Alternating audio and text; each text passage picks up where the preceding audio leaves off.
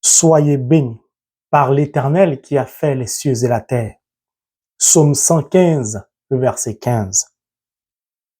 Que la paix et l'amour de Dieu le Père reposent en nos cœurs, chers abonnés, et sur vous qui pour la première fois regardez cette chaîne. Je vous souhaite donc la bienvenue. Si vous y êtes, ce n'est pas un hasard. C'est forcément le Saint-Esprit qui vous y a conduit. Parce que Dieu veut foncièrement, absolument vous bénir. Dans la Bible, il n'y a pas de hasard. Merci. Merci donc de vous abonner. Merci d'appuyer sur le pouce levé et de partager cet enseignement avec toutes ces personnes qui sont en difficulté. En particulier, tous ces couples, ces femmes, toutes ces personnes, ces hommes qui n'arrivent pas à enfanter. Tous mes enseignements sont valables pour toute catégorie de situations difficiles et de problèmes. C'est le même principe biblique. À la différence près, lorsqu'il s'agit d'un sujet précis comme celui de la fécondité, le problème de la stérilité. C'est cet enseignement que je vais partager avec vous en 4 parties. Dans cette deuxième partie, il y a de l'espoir, mes frères et mes sœurs. Dieu veut vous bénir. Dieu veut vous indiquer le chemin emprunté pour que vous puissiez parvenir à concevoir des enfants. Mais nous partons de zéro. Nous n'avons qu'un seul instrument, the Word of God, la parole de Dieu, Holy Bible. Il n'y en a pas deux, c'est celle-là. À partir de la parole de Dieu, nous voulons démontrer au monde entier qu'il y a d'autres paradigmes pour parvenir à la réussite. C'est pour cela, il nous faut méditer la parole de Dieu chaque jour. Il nous faut la pratiquer. Il nous faut conformer notre vie à la parole de Dieu. La répétition étant pédagogique, il nous faut 2 choses. La première des choses, c'est la foi. Sans la foi, il est impossible d'être agréable à Dieu. Et si on n'est pas agréable à Dieu, on ne peut pas être béni de Dieu. Deuxième chose, il nous faut nous connaître nous-mêmes. Le diable a tendance à utiliser nos défauts pour nous faire chuter. Ce que je vous dis est réel. Lorsqu'on se connaît soi-même, on connaît ses défauts, alors on peut s'armer pour combattre le diable. Mes frères et mes sœurs, l'enseignement que je voudrais partager avec vous aujourd'hui est tiré du livre de Deutéronome, chapitre 7, du verset 12 au verset 14. Mais avant cela, je voudrais vous dire combien de fois j'ai mal de savoir qu'il y a des gens parmi mes connaissances, mon entourage et dans le monde entier qui peut-être mariés ou vivent en concubinage, n'arrivent pas à avoir d'enfants, sont frappés de stérilité. Et moi, je n'accepte pas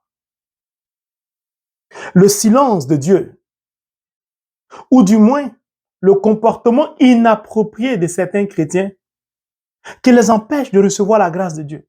La nouvelle est bonne, vous allez comprendre au travers de cet enseignement d'aujourd'hui, que Dieu est prêt à bénir ses enfants. Avec lui, il n'y a pas de stérilité. Sommes-nous prêts en retour à vivre et emprunter le chemin que Dieu trace au devant de nous? Oui.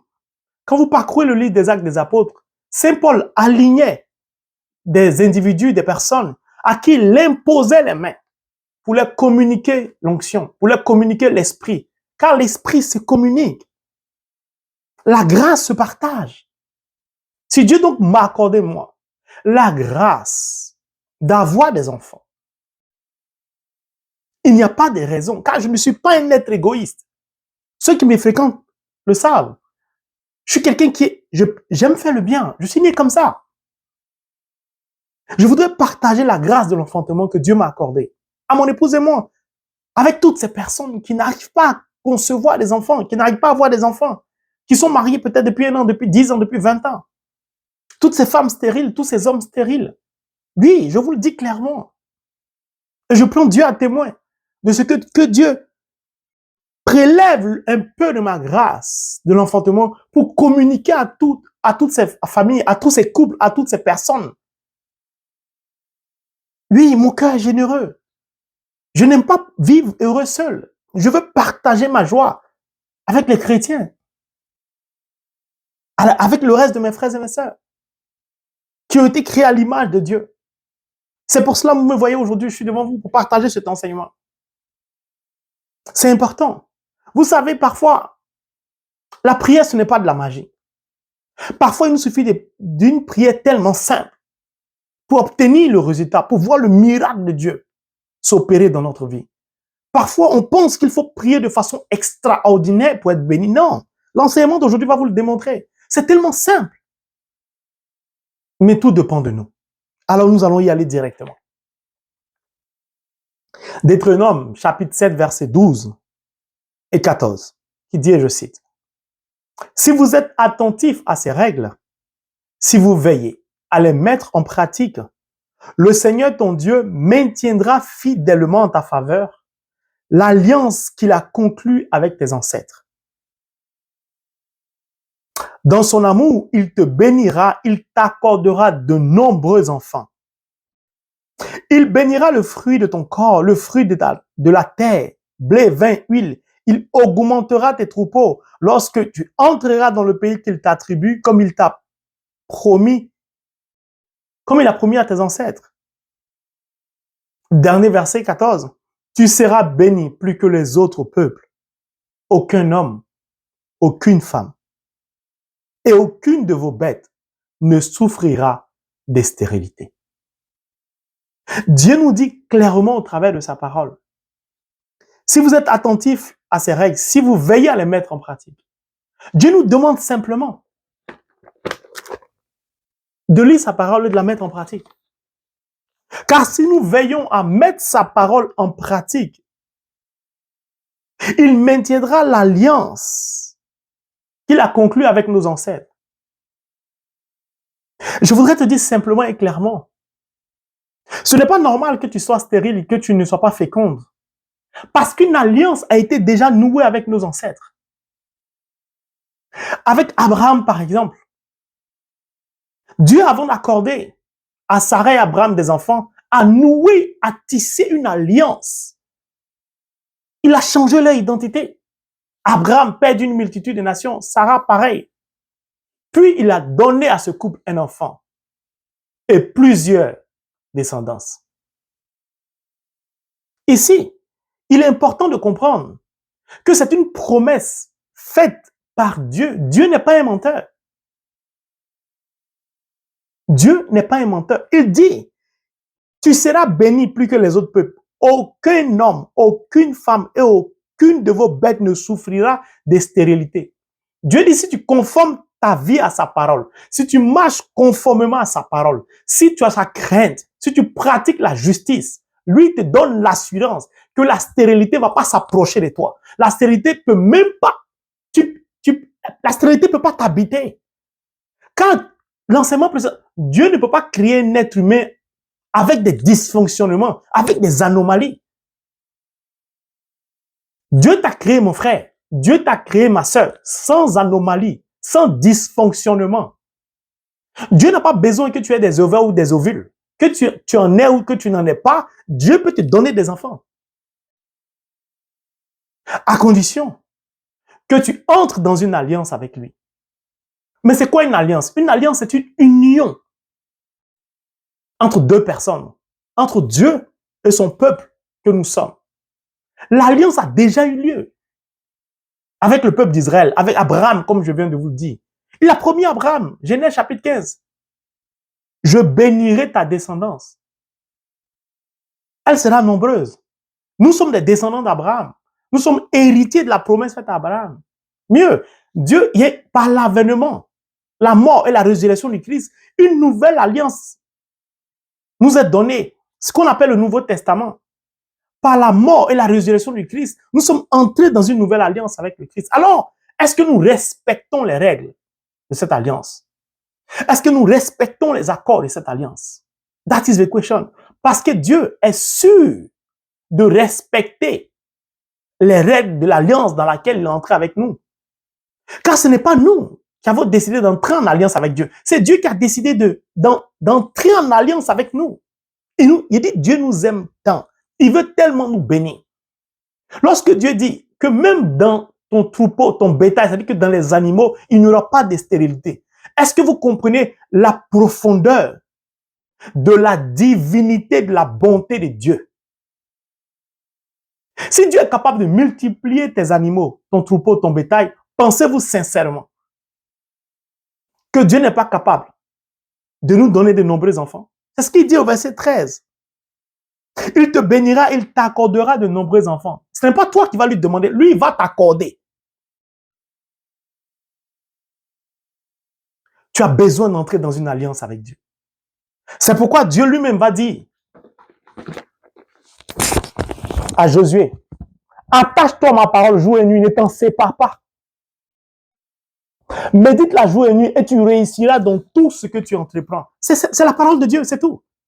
C'est celle-là qui donne tout. Je vous ai dit, on a déjà fait la démonstration de la puissance de la parole de Dieu. Vous vous attachez à la parole de Dieu, Dieu vous bénit, vous êtes fécond. Vous enfantez. La prière, ce n'est pas de la magie.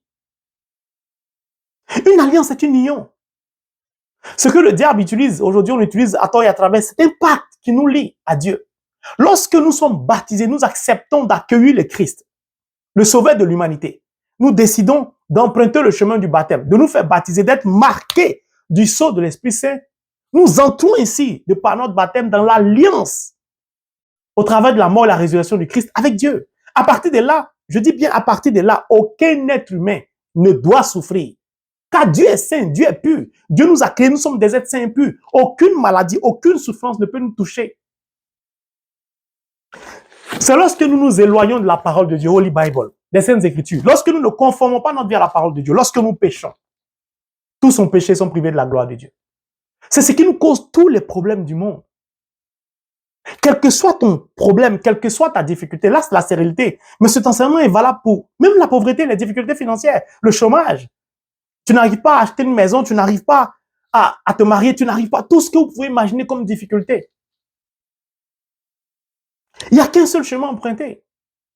C'est d'entrer dans une alliance avec Dieu. Et Dieu fixe les règles. Si tu entres dans une alliance avec moi, tu te conformes à ma parole, je te dis, je te bénirai. Tu auras de nombreux enfants. Il n'y aura jamais de stérilité dans ta vie. Mieux, dans ta descendance, tes enfants que tu auras, les enfants de tes enfants, Dieu te donne l'assurance que la stérilité ne peut pas tourner autour de ta génération. Ce n'est pas possible.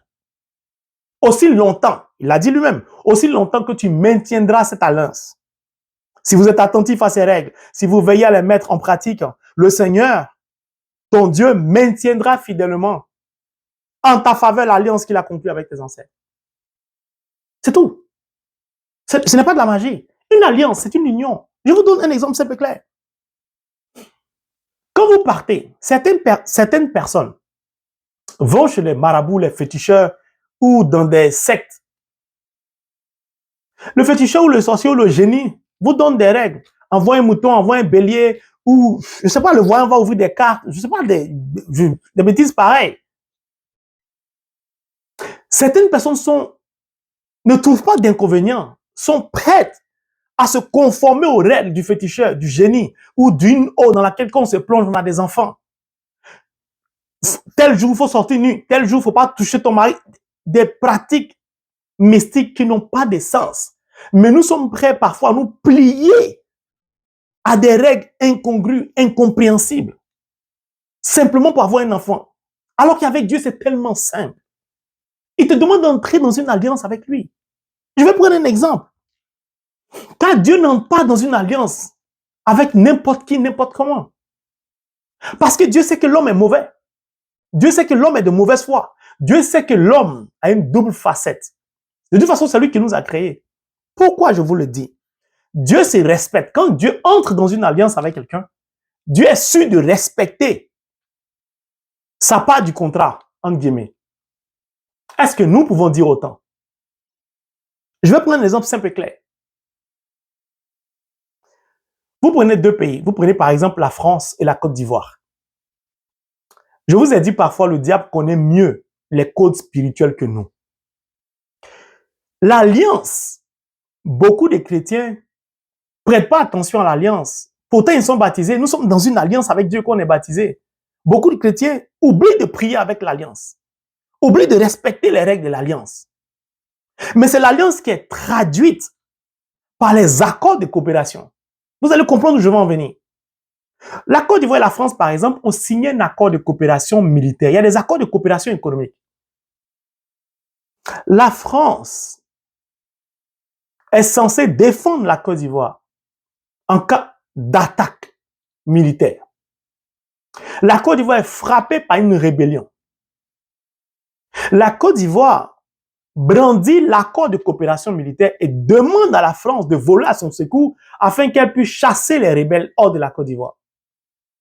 La France refuse de respecter cet accord militaire. La France a de mauvaise foi. Pourtant, cet accord a existé, existe. C'est pour ça que je vous disais tout à l'heure que Dieu n'entre pas dans une alliance avec n'importe qui.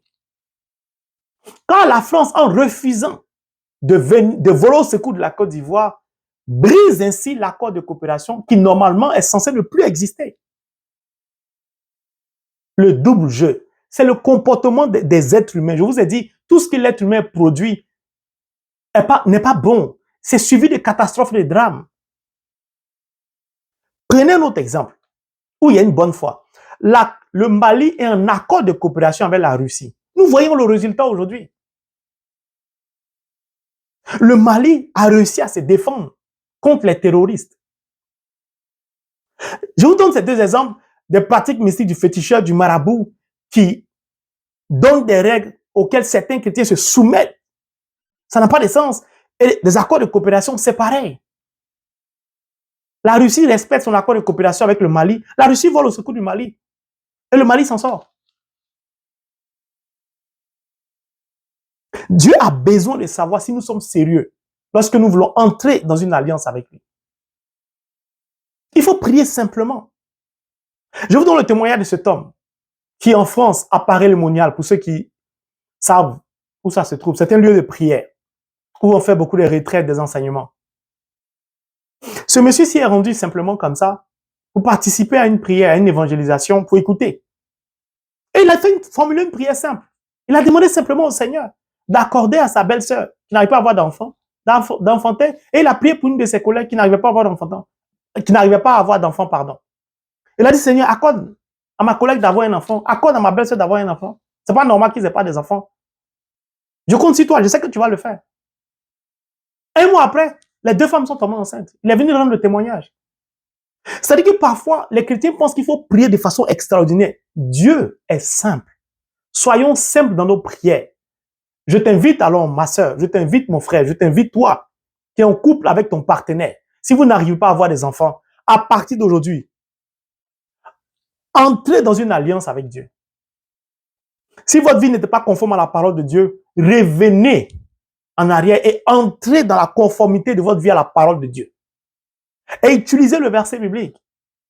Abraham ne pouvait pas avoir d'enfants sans l'alliance qui a été nouée avec Dieu. Et c'est Dieu qui est venu vers lui. Il n'y a pas d'autre solution. Vous devez entrer dans une alliance. Et dans une alliance, il y a des règles, il faut les respecter. Ne faites pas parfois comme certains pays se comportent. Aujourd'hui, dans l'OTAN, quand vous faites partie de l'OTAN, ou NATO en anglais, nous voyons, quand un des pays de l'OTAN est attaqué, les autres pays volent à son secours parce qu'ils sont liés par un accord de coopération militaire. Même ceux qui font la guerre utilisent les codes de la parole de Dieu. Les gens savent qu'il faut entrer dans une alliance. Nous, les chrétiens, nous devons beaucoup faire attention. Nous devons respecter les codes bibliques afin que Dieu nous bénisse. C'est cet enseignement que j'ai voulu partager avec vous aujourd'hui. De façon simple et claire. Ce n'est pas de la magie. Dieu veut bénir. Dieu est simple. La troisième partie, ce sera maintenant comment se comporter lorsqu'on est dans une alliance avec Dieu. Et la quatrième partie, comment prier pour que l'enfantement, la fécondité devienne une réalité, que vous puissiez concevoir. Ce sera concret. La parole de Dieu est concrète. Mes frères et mes sœurs, que Dieu dans son infinie bonté vous bénisse. Je ne cesse et je ne cesserai pas d'intercéder pour toutes les personnes que je connais dans mon entourage, dans le monde entier, qui n'arrivent pas à avoir des enfants. La grâce se partage. La grâce de l'enfantement que Dieu m'a accordé, qui m'a permis d'avoir des enfants qui sont beaux, il n'a qu'à prélever un peu de ma grâce pour partager avec les autres. Je ne suis pas égoïste. Il a dit, nous devons porter les fardeaux les uns les autres. C'est mon devoir, c'est ma mission. S'il m'appelle à le servir, c'est pour que ce qu'il va me donner, je donne aussi aux autres. Dieu me connaît pour ça. Que Dieu vous bénisse. Amen.